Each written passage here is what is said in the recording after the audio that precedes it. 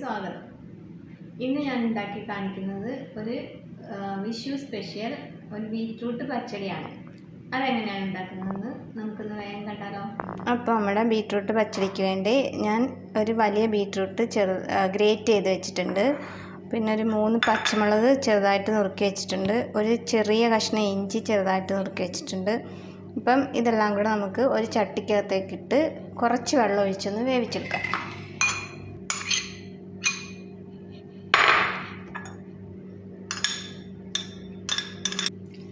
ഇത് വേകാൻ ആവശ്യമായിട്ടുള്ള വെള്ളം ഒഴിച്ചാൽ മതി. കുറച്ച് ഉപ്പും കൂടി ഇട്ട് കൊടുക്കാം. അപ്പോൾ ഇത് നന്നായിട്ടൊന്ന് മിക്സ് ചെയ്തിട്ട് നമുക്കിതൊന്ന് വേവിക്കാൻ വെക്കാം. ഇതിലേക്ക് നമുക്ക് കുറച്ച് കറിവേപ്പിലയും കൂടി ഇട്ട് കൊടുക്കാം. അപ്പോൾ ഇതിനകത്ത് ഒരു കഷ്ണം ഇഞ്ചി ഇട്ടതെന്ന് പറഞ്ഞാൽ കുറച്ച് നല്ലൊരു മണം ഉണ്ടാവും പച്ചടിക്ക്. അതുപോലെ ഒരു പ്രത്യേക ടേസ്റ്റും ഉണ്ട്. അതിനുവേണ്ടിയാണ് ഒരു ചെറിയൊരു കഷ്ണം ഇഞ്ചി ഇട്ട് കൊടുത്തത്.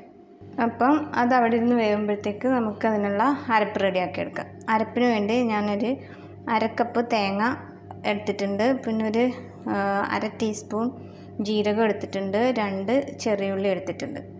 അപ്പോൾ ഇതെല്ലാം കൂടെ നമുക്ക് ഒന്ന് നല്ല പേസ്റ്റാക്കി അരച്ചെടുത്തിട്ട് അതിന് ശേഷം ലാസ്റ്റ് ഒരു അര സ്പൂൺ കടുകും കൂടി ഇട്ടൊന്ന് ചതച്ചെടുക്കണം.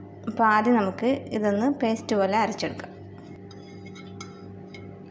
ഒരുപാട് വെള്ളം ഒഴിക്കണ്ട, ഇത് അരയാൻ വേണ്ടി മാത്രമുള്ള വെള്ളം ഒഴിച്ചാൽ മതി.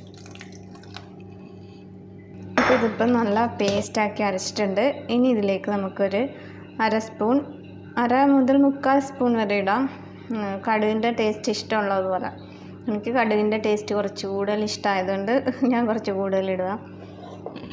അതും കൂടി ഇട്ട് നമുക്കൊന്ന് ചതച്ചെടുക്കാം.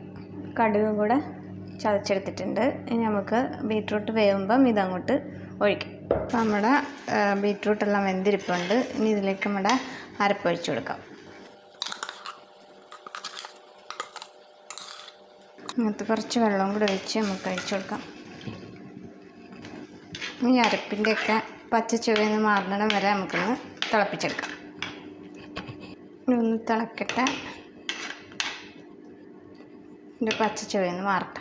ഇപ്പം ഒരു 2 മിനിറ്റ് ഇതിരുന്ന് ഒന്ന് തിളച്ചിട്ടുണ്ട്. ഇപ്പോൾ ഇതിൻ്റെ പച്ച ചുവയൊക്കെ നന്നായിട്ട് മാറിയിട്ടുണ്ട്. ഇനി നമുക്കിത് ഒന്ന് തണുക്കാൻ വേണ്ടി വെക്കാം. അത് കഴിഞ്ഞിട്ട് നമുക്ക് ഇതിനകത്തേക്ക് തൈര് ഒഴിച്ചു കൊടുക്കാം. നമ്മുടെ ബീറ്റ്റൂട്ട് കൂട്ട് നന്നായിട്ട് തണുത്തിരിക്കുന്നുണ്ട്. ഇതിലേക്ക് നമുക്ക് ഇനി ആവശ്യത്തിന് തൈര് ഒഴിച്ചു കൊടുക്കാം. ഞാൻ ഇവിടെ ബീറ്റ് ചെയ്ത് വെച്ചിട്ടുണ്ട്.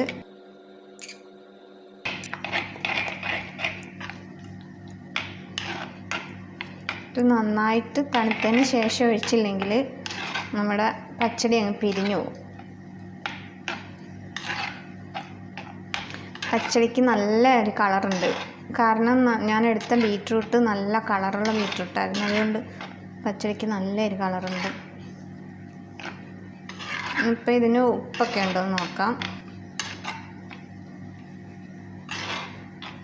ഞാനൊരു 3-4 സ്പൂണ് തൈര് ഒഴിച്ചിട്ടുണ്ട്. നോക്കട്ടെ പുളിയൊക്കെ ഉണ്ടോ. പച്ചടിക്ക് പുളി കുറവാണ്, അതുകൊണ്ട് 1-2 സ്പൂണും കൂടി തൈര് ഒഴിച്ചു കൊടുക്കുകയാണ്.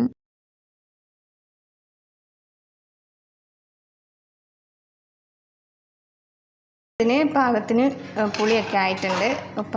ഉപ്പൊക്കെ കറക്റ്റായിട്ടുണ്ട്. അപ്പോൾ ഞാനൊരു 6 സ്പൂണ് തൈര് ഒഴിച്ചിട്ടുണ്ട്. അപ്പോൾ ഇനിയിപ്പോൾ നമുക്ക് ഇതിലേക്കൊന്ന് താളിച്ചൊഴിക്കണം. അതിനായിട്ട് നമുക്ക് പാൻ ചൂടാക്കി വെളിച്ചെണ്ണ ഒഴിച്ചു കൊടുക്കാം. അപ്പോൾ വെളിച്ചെണ്ണ ചൂടായി, നമുക്കതിനൊക്കെ കടുക് ഇട്ട് കൊടുക്കാം.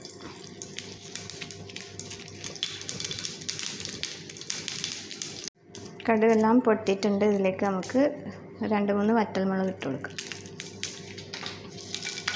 കറിവേപ്പിലയും കൂടി ഇട്ട് കൊടുക്കാം. ഇത് നമുക്ക് കറിയിലേക്ക് ഒഴിക്കാം. അങ്ങനെ നമ്മുടെ അടിപൊളി ബീറ്റ്റൂട്ട് പച്ചടി റെഡി ആയിരിക്കുകയാണ്. എല്ലാവർക്കും ഇഷ്ടമായി കാണുമെന്ന് വിശ്വസിക്കുന്നു. ഇഷ്ടമായാൽ ലൈക്ക് ചെയ്യാനും കമൻറ്റ് ചെയ്യാനും മറക്കരുത്. ഇതുവരെ വാച്ച് ചെയ്ത എല്ലാവർക്കും താങ്ക് യു. എല്ലാ കൂട്ടുകാർക്കും വിഷു ആശംസകൾ.